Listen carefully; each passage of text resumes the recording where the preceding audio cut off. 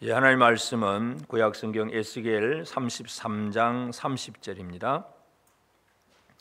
에스겔 33장 30절부터 마지막 33절까지 한 절씩 교독합니다. 30절 제가 먼저 읽습니다. 인자야, 내 민족이 담 곁에서와 진문에서 너에 대하여 말하며 각각 그 형제와 더불어 말하여 이르기를, 자, 가서 여호와께로부터 무슨 말씀이 나오는가 들어보자 하고,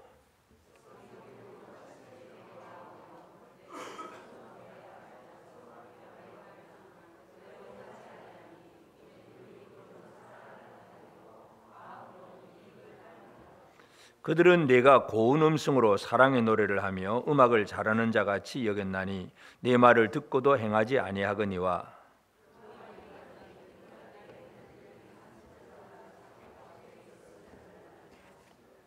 아멘. 아멘.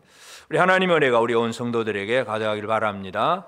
우리 계속해서 에스겔서를 보면서 지금 이제 에스겔 33장에 들어와서는 후반부에 하나님께서 이스라엘을 회복할 은혜를 주실 것인데, 그 회복의 은혜를 받을 준비를 하게 하는 것이 33장의 내용입니다. 오늘은 회복의 은혜를 받을 준비 세 번째입니다. 그러니까 세 번째라는 얘기는 결국 우리 복습을 좀 해야 됩니다. 첫 번째와 두 번째를 알아야 그 다음에 세 번째를 할 수가 있습니다. 자, 하나님이 주시는 회복의 은혜를 받는 첫 번째 준비는 뭐였습니까? 지나친 뭘 안 한다? 2주 전이니까 다 잊어버렸을 수도 있구나. 무엇에 빠지지 않는다? 하나님의 말씀을 듣는 자는 무엇에 빠지지 않는다? 절망에 빠지지 않는다. 이제 우리는 망했다. 이제 큰일 났다. 이제 끝났다. 이제는 끝났어. 이제는 안 될 거야. 이 안 될 거야. 이제 끝났어. 이제는 아무것도 회복이 안 돼. 이 완전한 절망 가운데 빠져 있으면 주의 은혜를 받아 누릴 준비가 안 되었다는 얘기입니다. 그래서 지나친 비관주의, 절망에 빠진 사람들, 비관에 빠져가지고 이제 안 될 거야. 세상은 이제 끝났어. 세상 돌아가는가 봐. 큰일 났어. 막 이런저런 사건이 벌어지고 막 끝났어. 안 될 거야. 안 될 거야. 그런 사람은 주의 은혜를 제대로 누릴 수가 없습니다. 두 번째, 좀 이제 반대로 생각해야죠. 두 번째, 지난주에는 뭡니까? 지나친 낙관주의, 낙관. 야, 이제 뭐 괜찮아. 다 될 거야. 문제 없어. 문제 없어. 잘 될 거야. 그것도 문제란 얘기죠. 그러니까 지나치게 비관에 빠져가지고 이제 우리는 끝났다 하는 생각하는 거. 그 다음에는 진짜 이 진실한 하나님 앞에 회개도 없고 믿음도 없으면서도 그냥 말로만 그냥 우리는 괜찮아. 괜찮아. 그냥 잘 될 거야 하는 이 생각, 이런 지나친 낙관주의들, 이런 것들이 가장 큰 문제였어요. 오늘 세 번째는 회복의 은혜를 받을 준비. 세 번째, 오늘 본문의 말씀을 보면 이제 이 예루살렘의 멸망이 되었다는 소식이 들려졌잖아요. 그래서 예루살렘 멸망에 대해서 이제 바벨론 디아스포라 사람들도 이제 다 알았습니다. 다 알았으니까 그러면 자, 이제 우리나라가 망하고 성전도 파괴되고 다 무너졌다는데 그럼 어떻게 될 거냐? 이제는 궁금하잖아요. 궁금합니다. 자, 이거 어떻게 될 거냐? 그래서 백성들은 에스겔에게 물으러 간. 자, 우리 가서 들어보자. 그런 얘기를 합니다. 30절에 보면 인자야, 내 민족이 담 곁에서와 진문에서 너희에 대하여 말하며. 여러분, 담 곁에서 진문에서 한 얘기는, 담 곁에서는 속닥속닥 비밀리에, 야, 어떻대 그냥 속닥속닥 하는 얘기. 진문에서는 공개적으로 여러분 들으세요 하고 말하는 것이 진문에서, 담 곁에서. 하여튼 비밀리에 얘기하든 공개적으로 얘기하든 뭐 작은 소리 큰 소리 다 외치면서 그들이 말을 합니다. 각각 그 형제와 더불어 말하여 이르기를, 자, 가서 여호와께로부터 무슨 말씀이 나오는가 들어보자. 여러분, 오늘 이 자리에 나오면서 여호와께로부터 무슨 말씀이 나오는가 들어보자 하는 생각으로 오셨습니까? 아무 생각 없이 그냥 교회 왔습니까? 들어보자 하고 지금 들으러 왔습니까? 들어보자 하고 하는 게 일단 가장 중요한 거예요. 물론 이제 그 다음에 문제가 있긴 하지만, 하여튼 이 사람들이 자, 이제 예루살렘도 무너졌고 나라가 망하고 성전도 파괴되었다는 소식을 듣고 나니까 이게 도대체 뭐냐? 선지자를 통해서 하나님의 말씀이 어떻게 들려지는가 한번 들어보자 하고 에스겔에게 모인다는 얘기입니다.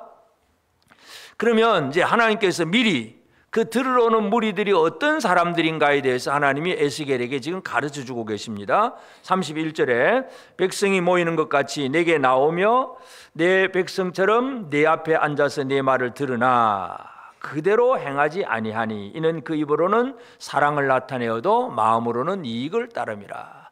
들으려고는 오긴 오는데 뭔가 문제가 있다는 얘기잖아요.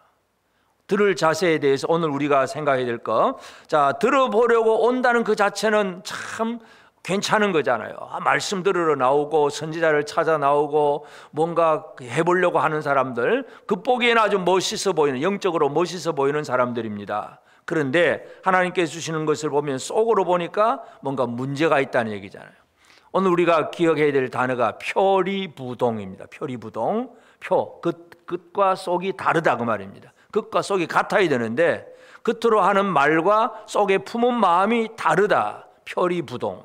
로마서 8장 2장 28절에 보면 유대인들의 상태에 대해서 사도 바울이 그런 얘기를 합니다. 무릇 표면적 유대인이 유대인이 아니요 표면적 육신의 할례가 할례가 아니다. 진짜 이면 내면에 있는 진정한 하나님의 백성, 하나님의 그 어떤 성령으로 주어지는 그 할례, 이런 것들이 진짜 하나님 백성이지 겉모습만 가지고 그 사람이 우리는 하나님 백성이라고 큰소리 치면 안 된다는 얘기죠.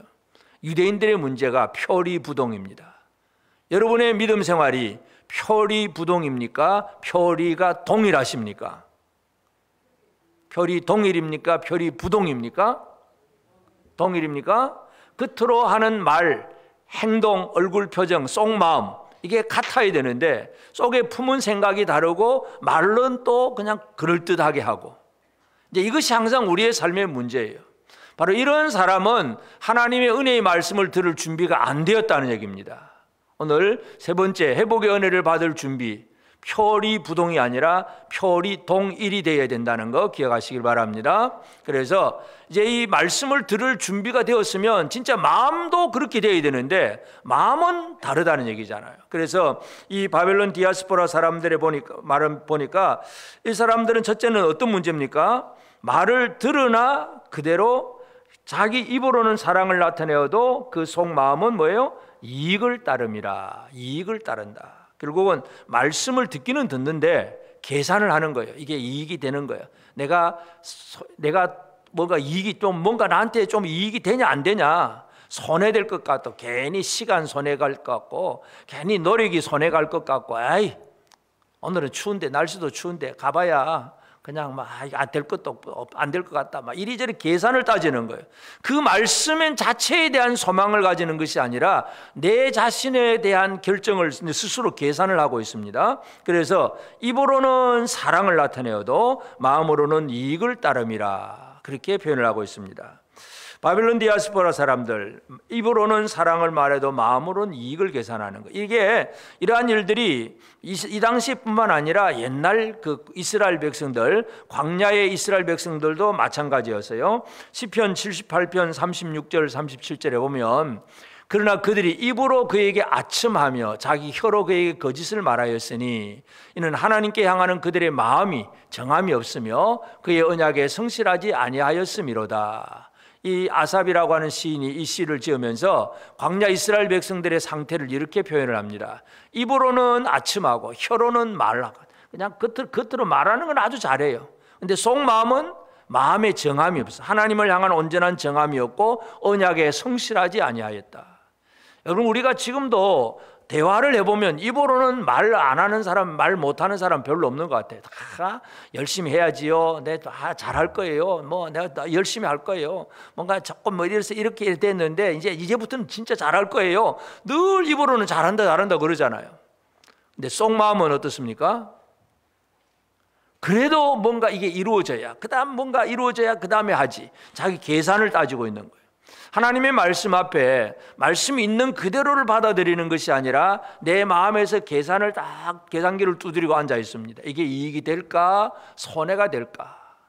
괜히 시간만 보내는 거 아닐까? 괜히 뭐 돈도 안 되는 거 아닐까? 뭐 늘 이런 생각들, 이 자기 이익을 추구하는 사람들입니다. 자기 중심적, 자기 이익을 추구하죠. 그래서 말씀을 들으려고 하는 사람들이 대부분 이제 이런 잘못을 저지를 수가 있다는 거 기억해야 됩니다. 예수님께서 오병이어의 이적을 행한 다음에 그 보리떡 5개, 물고기 2마리로 남자만 5,000명이 먹고 12광주리가 남았다는 소문이 쫙 퍼졌잖아요. 그러니까 수만 명이 모여드는 거예요. 이 수만 명이 모여들었습니다. 왜 모였을까요? 예수님 그렇게 말씀합니다. 요한복음 6장 26절에 보면 예수께서 대답하여 이르시되 내가 진실로 진실로 너희에게 이르노니 너희가 나를 찾는 것은 표적을 본 까닭이 아니요 떡을 먹고 배부른 까닭이로다. 오병이어의 이적을 소문을 듣고 나니까 예수께로 가면 적어도 배는 굶주리지 않을 수 있겠구나. 최소한 놀라운 어떤 표적도 보기는 보겠지만은 적어도 배고프지는 않겠구나. 여러분 우리 교회 주일 예배 나오면서 적어도 배고프지는 않겠구나 계산을 하고 나옵니까? 계산 안 하고 나옵니까? 자동으로 다 되어 있습니까? 가면 주일 점심 주잖아요. 계산이 하나 다 점심 나옵니다. 근데 어느 교회 갈까 망설여. 이 교회 가면 점심을 주고 이 교회 가면 점심을 안 주고 그러면 여러분 어디를 택하겠습니까? 이 계산이 되면 밥 주는 데로 가려고 그러잖아요. 뭔가 사람들은 늘 계산 중심이에요. 계산. 하나님의 말씀을 있는 그대로 받아들이려고 하지 않고 내 입장에서 이게 이익이 될까 손해가 될까 늘 계산만 하고 있습니다. 이런 자세를 가지고는 주의 은혜를 누릴 수가 없습니다. 여러분 속에 지금도 머리가 뱅뱅 돌아가고 계산이 된다면 빨리 그 계산기 내다 버리시기 바랍니다. 그냥 말씀 있는 그대로 받아들이고 하나님의 말씀 있는 그대로 사모하는 마음으로 나와서 말씀을 들어야 되는데 입으로는 사랑을 말하는데 속으로는 이익을 따른다. 이게 바로 그 바벨론 디아스포라 백성들 그들에 대한 하나님의 말씀입니다. 그리고 이들은 또 말씀을 들을 때 32절에 보면 그들은 내가 고운 음성으로 사랑의 노래를 하며 음악을 잘하는 것 같이 여겼나니 네 말을 듣고도 행하지 아니하거니와. 실제로 이제 선지자들 중에서는 이 노래를 불러서 예언을 하는 그런 경우도 있기는 해요. 모세도 노래를 짓기도 하고 이 노래처럼 그렇게 막 곡조를 붙여서 말하는 선지자도 있긴 한데 하여튼 에스겔이 노래를 불렀는지 그는 몰라요. 그런데 하여튼 이 에스겔의 예언을 듣고자 하는 사람들이 어떤 태도를 가지고 나오느냐 이거죠.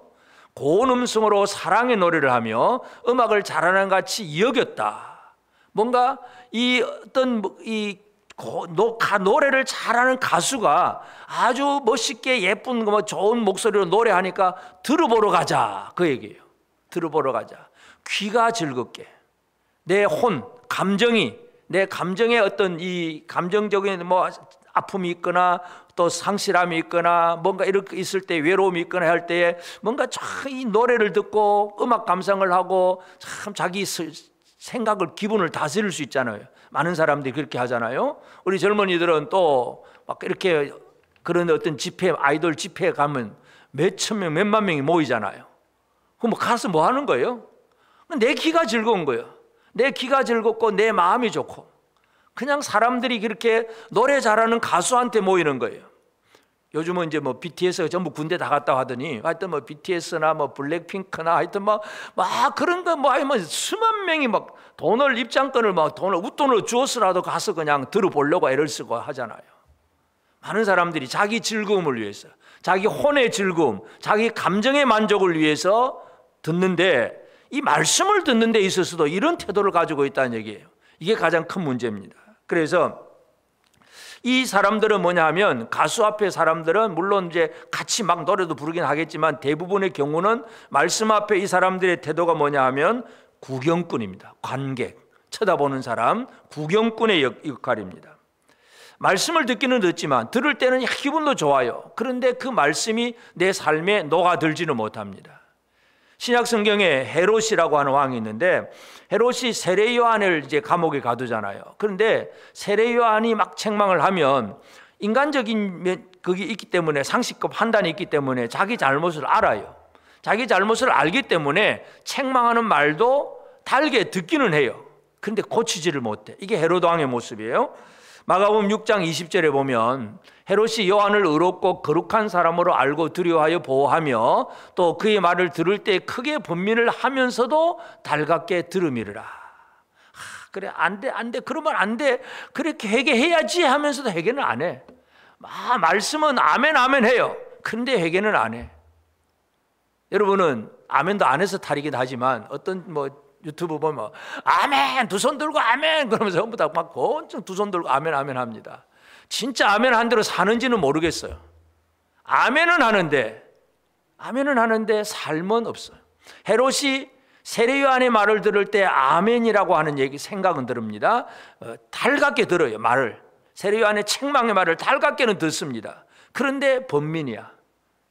어떻게 할까? 이거 하면 왕이 체면 다 구길 것 같고, 이렇게 하면 손해 날 것 같고, 이렇게 하면 안 될 것 같고, 늘 이 계산으로 하면서 자기 혼의 감정만 다스리는. 그러면서 헤롯은 세례요한의 말을 자꾸 듣습니다. 달다고 여기니까 들으려고는 하는데 여기에까지 머물러요. 인간이 육과 혼과 그 속에 진짜 영이 있는데 이 혼의 감정적인 부분, 여기에까지만 말씀이 머무른다는 겁니다. 이 사람들은 어떤 사람이냐? 예수님이 보실 때 네 가지 밭의 비유를 하는데 돌밭과 같아요. 마가복음 4장 16절에 보면 또 이와 같이 돌밭에 뿌려졌다는 것은 이들을 가리킴이니 곧 말씀을 들을 때에 즉시 기쁨으로 받으나.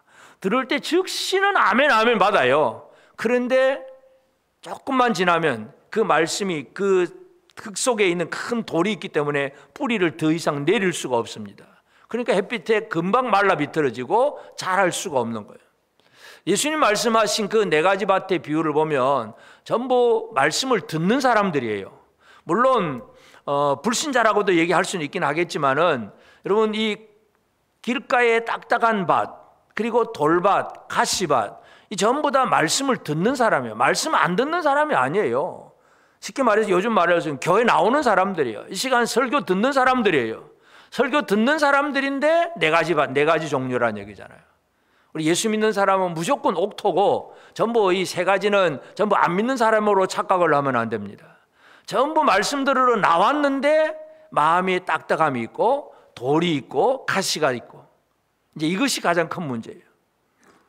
그냥 우리는 나왔으니까 다 됐다 그렇게 착각함을 하면 안 됩니다. 내 마음이 어떤 마음인가를 잘 살펴봐야 되는데, 하여튼 이 바벨론 디아스포라 사람들은 이처럼 하나님의 말씀을 들으러 오는데 노래 잘하는 가수, 그 가수의 노래를 듣는 그런 심정으로, 구경꾼으로, 관객으로 나와 있다는 것, 이것이 하나님께서 하시는 말씀입니다.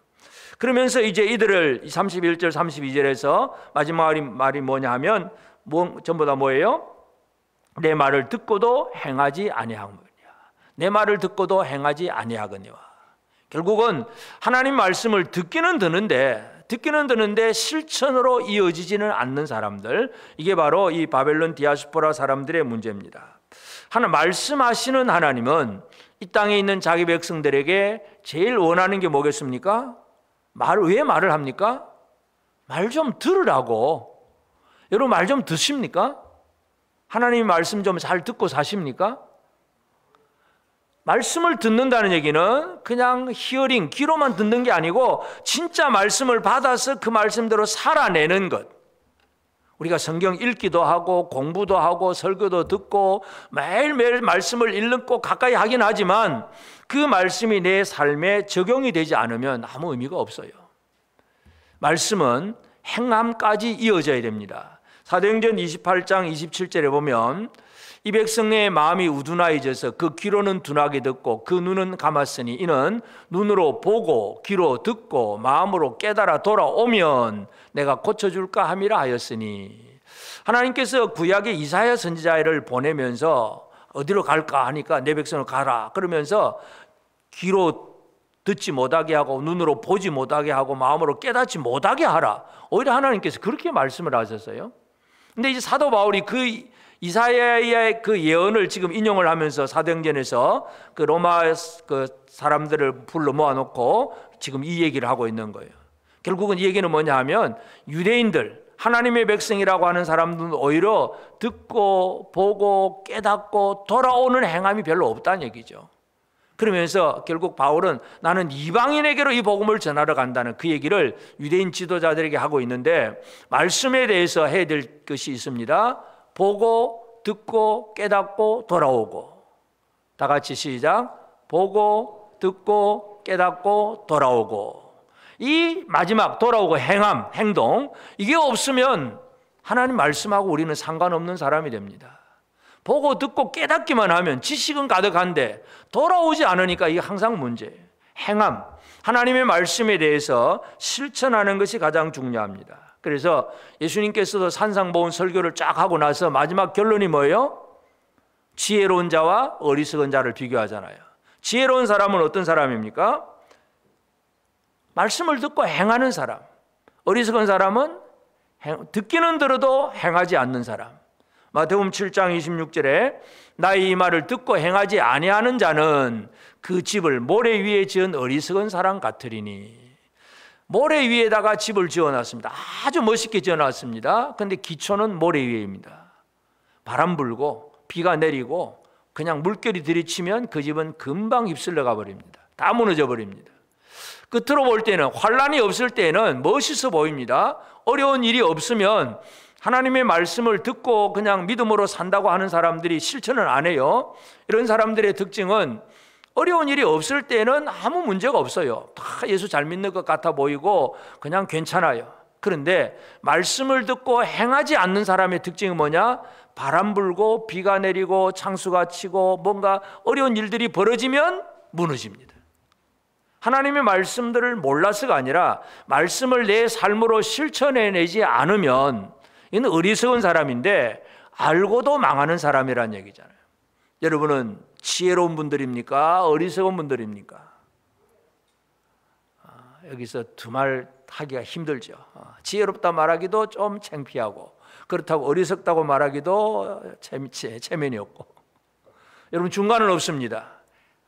행하느냐 행하지 않느냐, 둘 중에 하나입니다. 적당히 하는 게 없어요.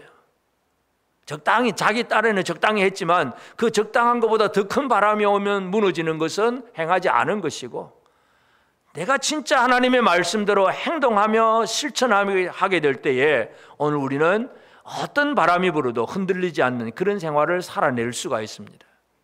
바벨론 디아스포라 백성들, 그 사람들이 서로 모여가지고, 야, 이 나라도 망하고 예루살렘 성전도 다 무너지고 이제 그럼 이거 뭐 도대체 어떻게 되냐? 자, 우리 선지자한테 한번 가보자. 근데 진짜 선지자한테 가서 들어보자 하고 하긴 했는데 진짜 말씀을 사모하는 마음이 아니었다는 그런 증거가 바로 이 본문의 말씀입니다. 오늘 우리가 하나님의 은혜를 사모한다고 하면서도, 들어보자고 하면서도 진짜 들어볼 준비가 안 되어 있다는 것, 이것이 오늘 우리의 문제일 수가 있습니다. 그러므로 오늘 우리는 하나님의 말씀을 제대로 듣는 자가 되는 것이 가장 중요합니다. 말씀을 들을 준비가 되셨습니까? 아멘. 말씀을 들을 준비가 되어야 됩니다. 준비. 그러면 이 준비는 어떻게 이루어지느냐? 우리를 준비케 하시는 예수 그리스도는 우리를 어떤 사람으로 만들어내시느냐, 이거 우리가 먼저 기억을 해야 됩니다.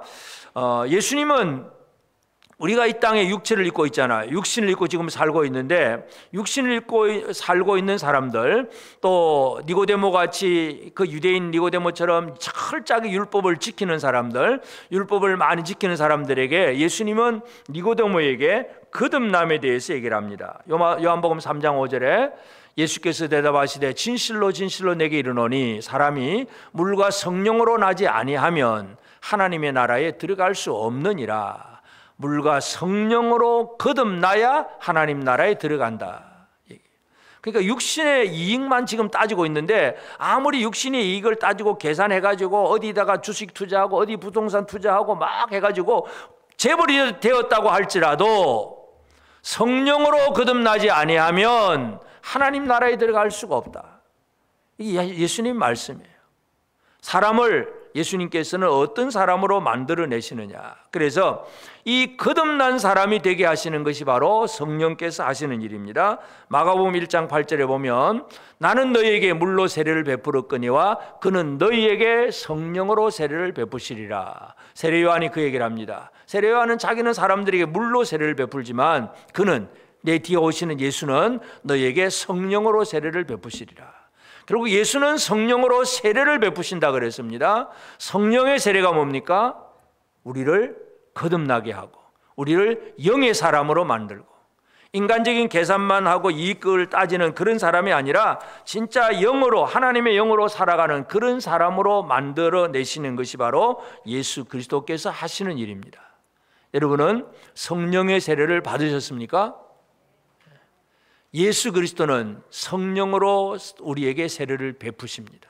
이 영의 세례를 받고 영의 사람이 되어야 진짜 영이신 하나님의 음성을 제대로 들을 수가 있습니다.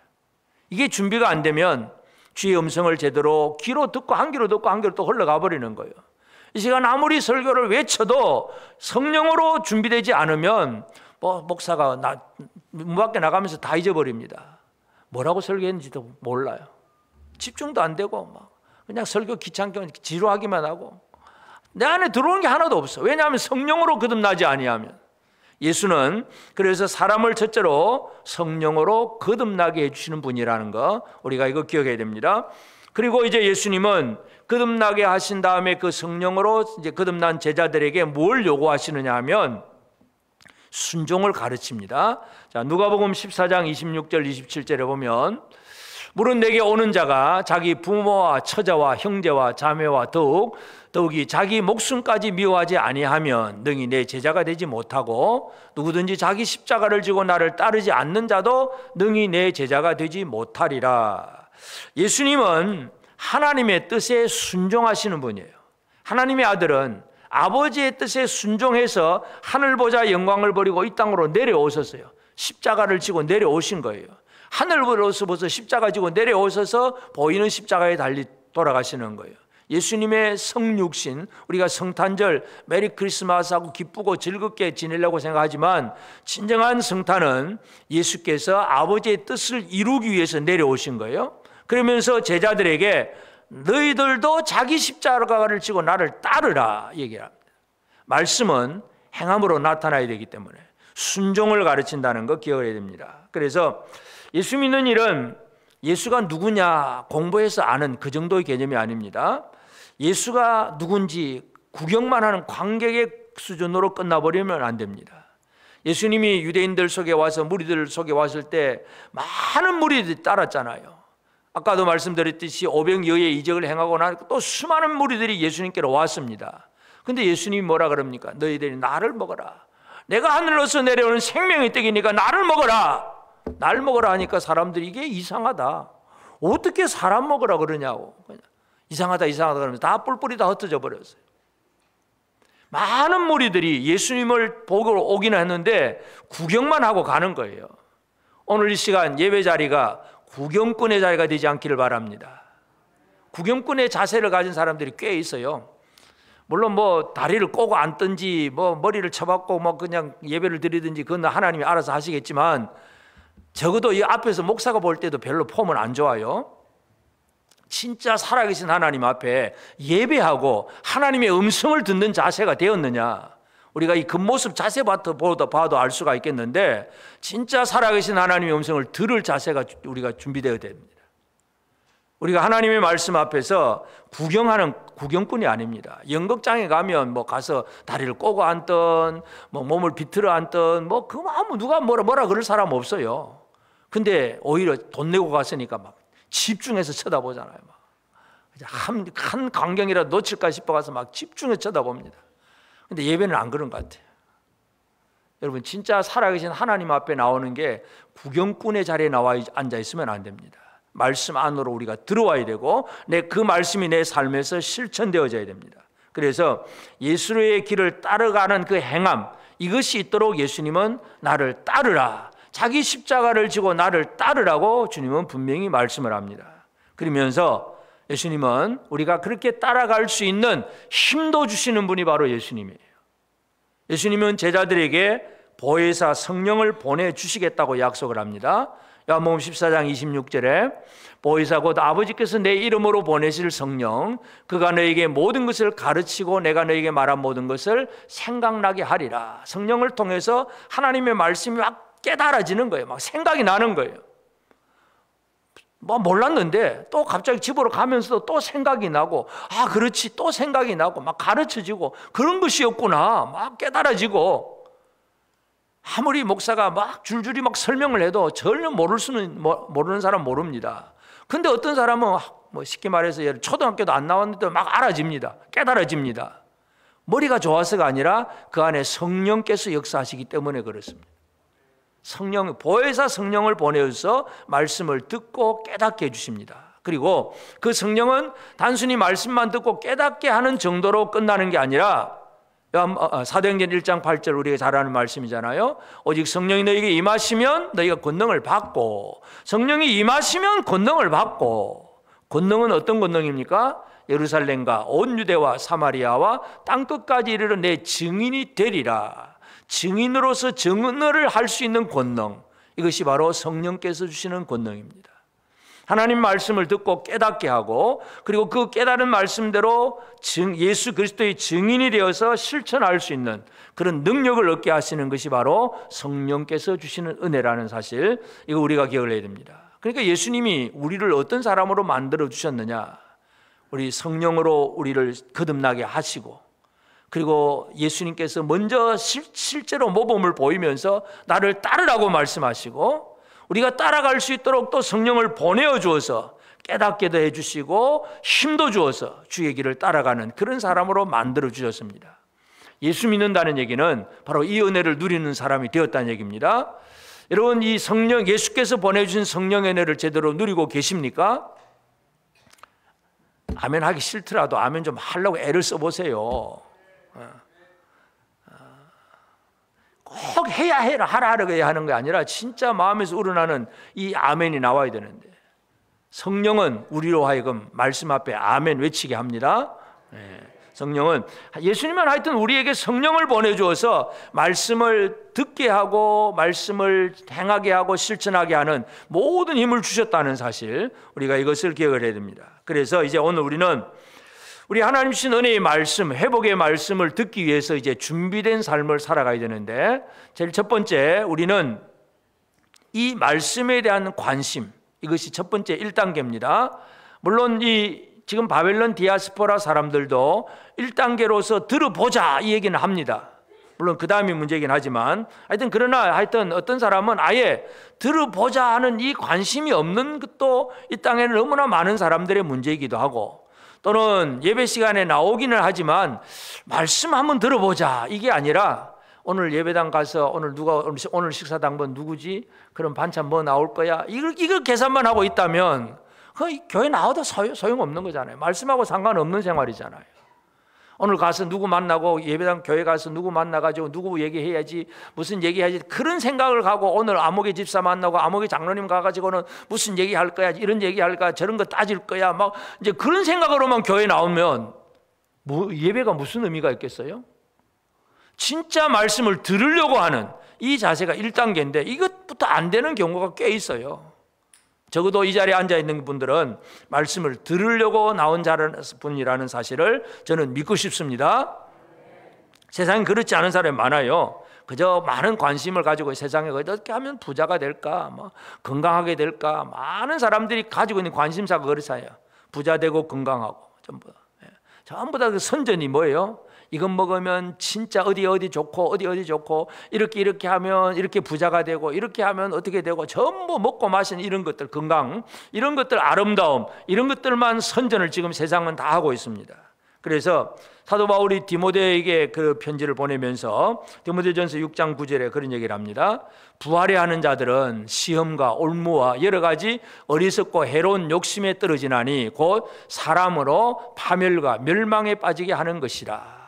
부하려 하는 자들, 관심이 어디에 있습니까? 재물에만 관심이 있습니다.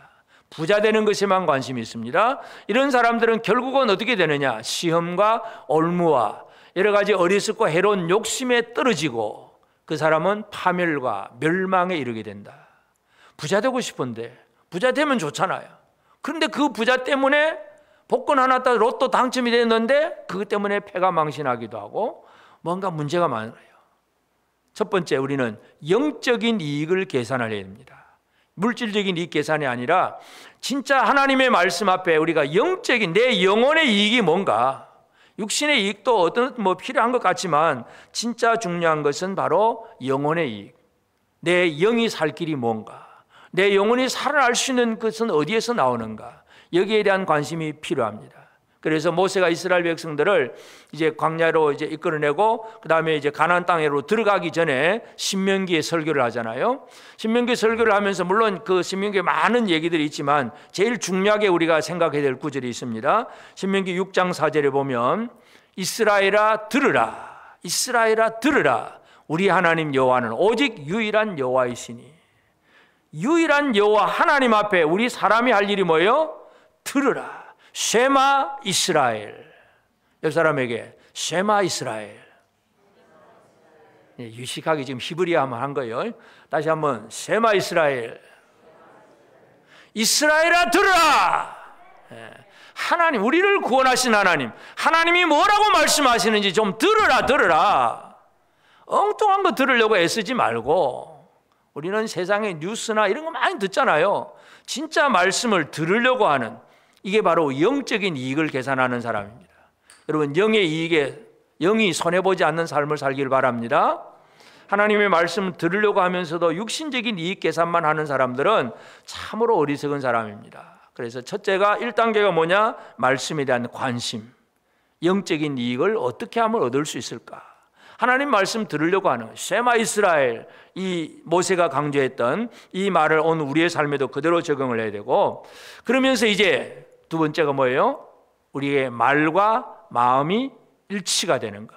표리 부동이 아니라 표리가 동일한 것. 우리가 겉으로 하는 말과 품은 마음이 하나가 되는 것이 가장 중요합니다. 이것이 오늘 우리가 집중적으로 생각해야 될 문제입니다.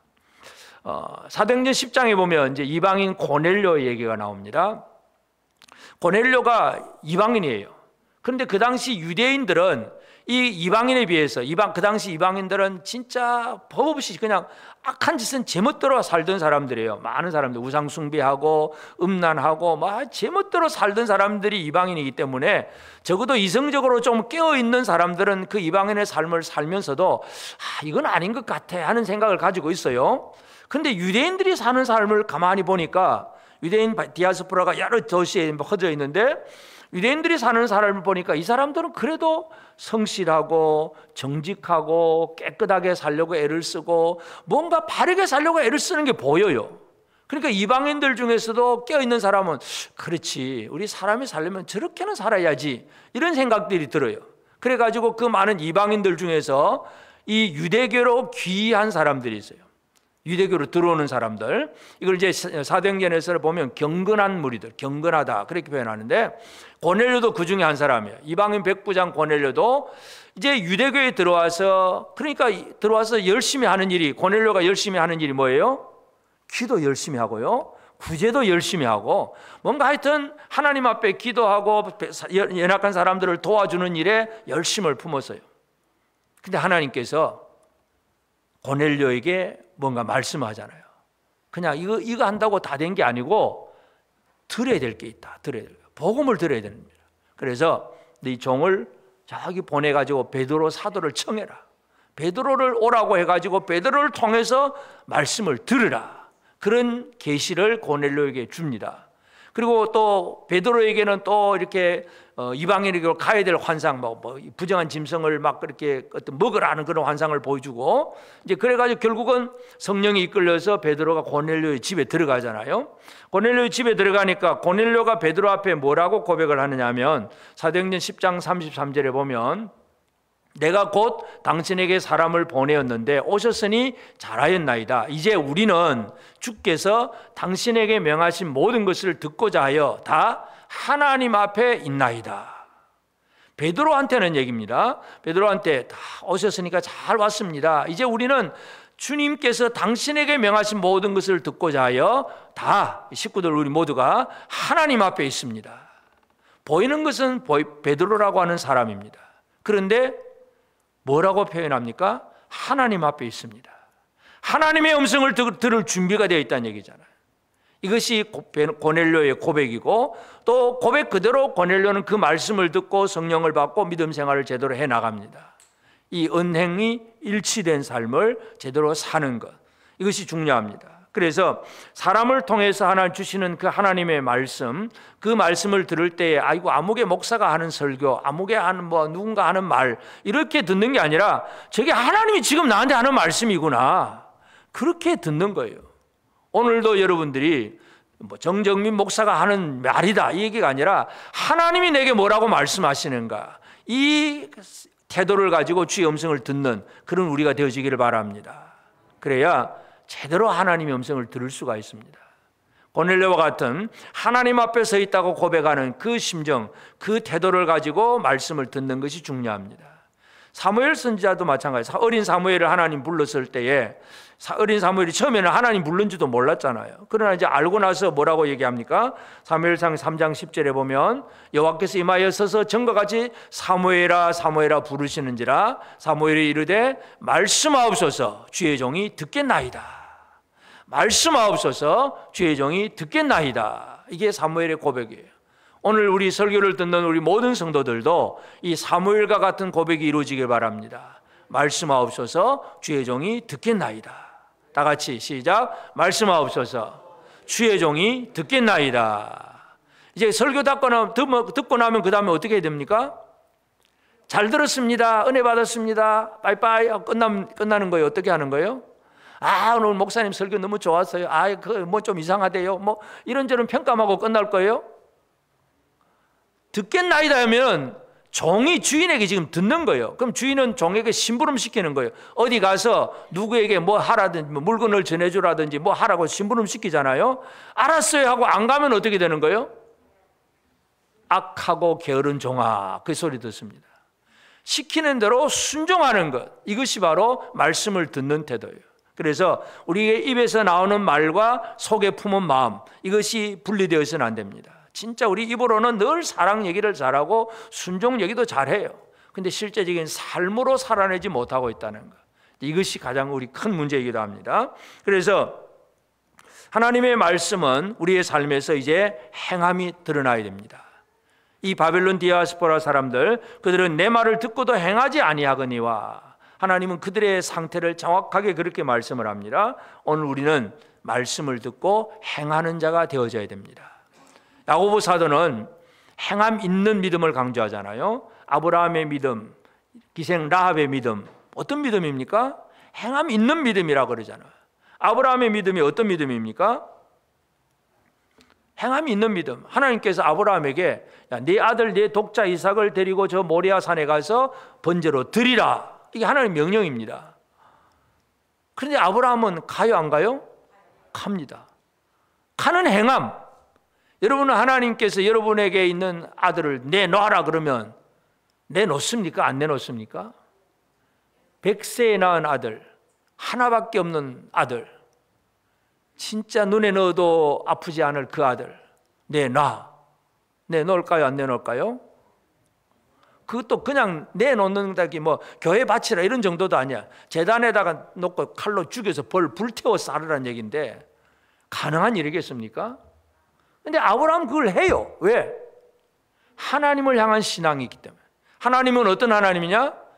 능히 죽은 자 가운데서 다시 살리실 줄로 믿는 부활의 신앙을 가졌기 때문에 아들 데리고 가는 거예요. 하나님은 그 아브라함의 신앙을 인정을 해주셨어요. 오늘 우리의 믿음이라고 하는 것이 말로만의 믿음이 아니라 행동으로 나타나는 믿음이 되어지길 바랍니다. 아멘 하고 끝나버리면 아무 의미가 없어요. 아멘도 안 했어도 문제이긴 하지만 하고 나면 아멘 한 대로 행하는 삶이 되어야 됩니다. 이게 진짜 내가 외친 아멘이 거짓 아멘이 아닌 진짜 참 아멘이 되게 하는 것, 행동으로 나타나야 됩니다. 그래서 우리의 삶은 이 행함으로 나타나게 될 때에 우리는 어떤 은혜를 누릴 수 있습니까? 아까 말씀드렸지만 반석 위에 집을 지은 사람과 같아집니다. 자, 마태복음 7장 24절 25절, 그러므로 누구든지 나의 이 말을 듣고 행하는 자는 그 집을 반석 위에 지은 지혜로운 사람 같으리니 비가 내리고 창수가 나고 바람이 불어 그 집에 부딪히되 무너지지 아니하나니 이는 주추를 반석 위에 놓은 까닭이요. 비가 내리고 창수가 나고, 창수 우리 박창수 참 얘기 아니고 홍수 같은 거, 물이 막 쏟아져 올라오는 거, 하늘에서 비가 내리고 옆에서 그냥 뭐 땅에서 뭐 물이 막 솟아오르고, 그리고 옆에서 바람이 불고 막 입체적으로 공격을 해오는 거예요. 우리의 삶의 환경은 입체적인 공격을 받습니다. 하늘에서도 막 땅에서도 옆에서도 막 위아래도 할 거 없이 계속 공격을 해옵니다. 내 몸을 치기도 하고 자식을 치기도 하고 재산을 빼앗아가기도 하고. 여러분 욥을 한번 보세요. 막 10명의 자녀가 다 죽어버리고 재산도 다 없어져 버리고 몸에 질병도 생기고 완전히 멸망당하잖아요. 그게 바로 이 우리에게 다가오는 비가 내리고 창수가 내리고 바람이 부는 거예요. 그런데 말씀을 듣고 행하는 자는 그렇게 되더라도 흔들리지 않는다는 얘기죠. 오늘 우리 성도들이 흔들리지 않는 성도들이 되어지길 바랍니다. 조그만 어려운 일이 있으면 아이고 교회 안 갈래, 못 가, 힘들어요, 안 돼요, 뭐 안 될 것 같아요, 뭐 못 할 것 같아요. 늘 이렇게 말씀대로 행함이 없으면 그런 소리가 나올 수밖에 없어요. 그래서 우리가 말씀을 들을 때는 아멘 아멘 했는데 행함까지 이어지지 않으면 지금 평안할 때는 아무 문제가 없어요. 그냥 문제가 바람 안 불면 안 흔들리니까. 그러나 어려운 일이 생기면 그것이 결국은 드러나게 되어 있습니다. 그러므로 어떻게 하면 하나님의 말씀을 내 삶에 실천할까? 이제 이것이 우리의 숙제입니다. 이러한 자세를 가지게 될 때에 우리는 진짜 하나님이 우리에게 허락하시는 회복의 은혜를 제대로 누릴 수가 있고 말씀을 들을 준비가 되어 있는 것입니다. 여러분, 하나님이 주시는 은혜의 말씀을 들을 준비되셨습니까? 네, 준비가 되어야 됩니다. 무엇으로 준비되어야 됩니까? 내 마음이, 내 마음과 이 입으로 하는 말과 마음이 표리 어떻게? 동일, 부동이 아니라 표리가 동일하고 겉으로 드러난 말과 속에 있는 품은 마음이 하나가 되어서 온전히 마음을 다하고 힘을 다해서 주를 사랑하는 것. 입술로만 사랑이 아니라 마음으로 사랑하고 입술로만 아멘이 아니라 진짜 행동으로 아멘의 삶을 살아내는 것. 이런 것들이 갖추어질 때에 이제 우리는 하나님 주시는 회복의 은혜를 제대로 누릴 수가 있습니다. 우리는 에스겔 33장을 통해서 하나님은 이제 이스라엘을 향한 회복의 은혜를 이제 말씀을 하실 것인데 그 말씀들을 준비를 세 가지로 말씀을 드렸습니다. 첫째는 지나친 비관주의. 안 될 거야. 이제 큰일 났어. 끝장났어. 이 비관주의에서 벗어나야 됩니다. 두 번째는 지나친 낙관주의. 괜찮아. 아무 문제 없어. 문제 있는데도 문제 없다 그러면 그것도 문제잖아요. 그러니까 지나친 비관주의, 지나친 낙관주의. 그리고 오늘 우리 세 번째, 우리 마음의 생각과 입술의 말이 다른 생활이 아니라 일치가 되는 표리 부동이 아니라 표리가 동일한 생활. 그래서 하나님의 말씀의 은혜를 사모하고 말씀 그대로 받아들이는, 그래서 성령으로 충만한 우리가 되어서 주의 음성을 듣고 그 말씀대로 행하고, 그래서 그 결과가 어떤 어려운 일이 있어도 흔들리지 아니하는 든든한 삶을 살아내는 저와 여러분 모두가 되어지기를 주의 이름으로 축복합니다. 아멘.